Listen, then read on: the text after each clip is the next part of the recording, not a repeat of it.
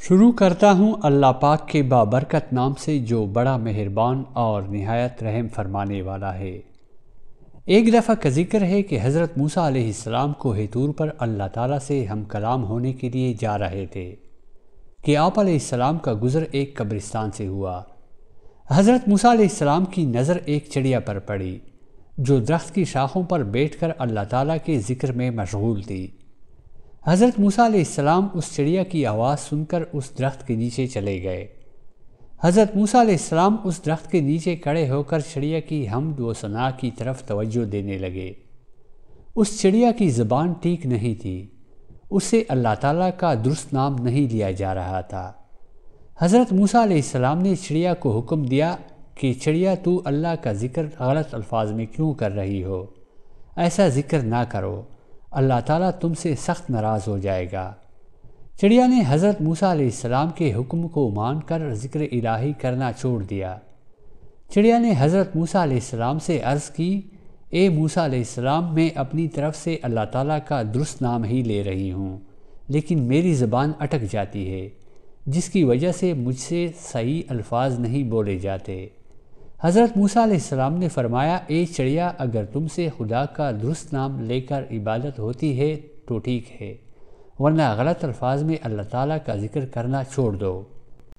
حضرت موسیٰ علیہ السلام کسی بھی چرند پرند جانور اور انسان کو خدا کا ذکر کرنے سے منع نہیں فرماتے تھے۔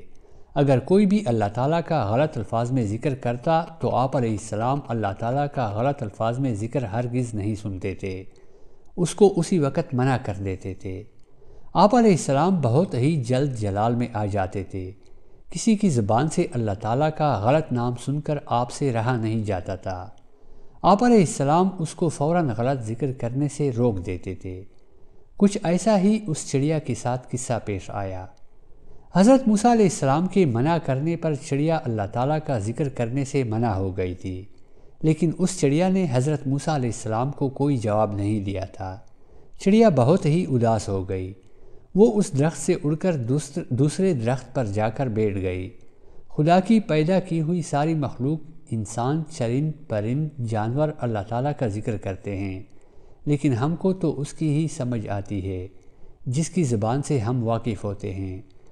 خدا ہر جانور، چرند پرند کو رزق عطا کرنے والا ہے، لیکن انسان بہت ہی ناشکرا ہو جاتا ہے، جو اللہ تعالیٰ کی عطا کی گئی نعمتوں کا شکر تک ادا نہیں کرتا۔ انسان کو ہر وقت دولت کمانے کی دھن لگی رہتی ہے، وہ دولت کمانے کے چکر میں اللہ تعالیٰ کی یاد سے دور ہی ہوتا چلا جا رہا ہے۔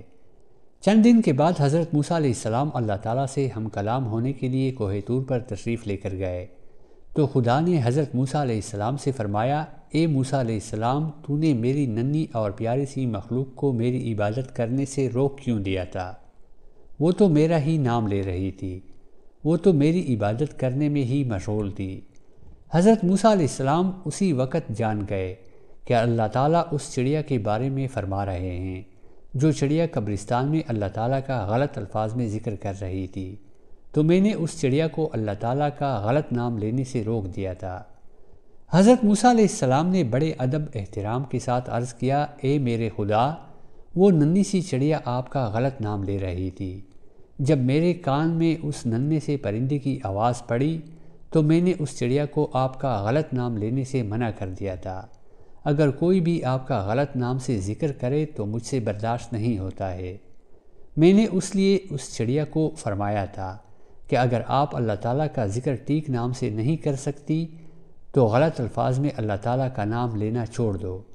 اے میرے خدا، اس چڑیا نے میرے منع کرنے پر مجھے کہا کہ میں تو اللہ کا درست نام ہی لے رہی ہوں، میں معذور ہوں، جس کی وجہ سے میری زبان پر اللہ تعالیٰ کا درست نام نہیں آتا۔ میں اپنی طرف سے اللہ تعالیٰ کا ذکر درست الفاظ میں ہی کر رہی ہوں۔ میں نے جب سنا کہ وہ غلط نام لے رہی ہے تو مجھ سے برداشت نہیں ہوا، میں نے اس چڑیا کو اللہ کا غلط نام لینے سے روک دیا۔ اللہ تعالیٰ نے کلیم اللہ سے فرمایا، اے میرے پیارے دوست، وہ چڑیا جیسا بھی نام لے کر ذکر کر رہی تھی، وہ چڑیا ذکر تو میرا ہی کر رہی تھی۔ وہ چڑیا اپنی طرف سے درست یعنی ٹھیک نام ہی لے رہی تھی، لیکن وہ معذور ہونے کی وجہ سے اس کی زبان پر درست نام نہیں آ رہا تھا۔ اللہ تعالیٰ نے حضرت موسیٰ علیہ السلام سے فرمایا کہ تم اسی وقت واپس جاؤ، اس چڑیا کو ڈھونڈ کر اس کو دوبارہ حکم دو کہ خدا نے تم کو دوبارہ سے اپنا ذکر کرنے کا حکم دیا ہے۔ حضرت موسیٰ علیہ السلام فوراً کوہ طور سے واپس آ کر اس چڑیا کی تلاش کرنے لگے۔ آخر کار حضرت موسیٰ علیہ السلام کو وہ چڑیا ایک درخت پر اداس بیٹھی مل ہی گئی۔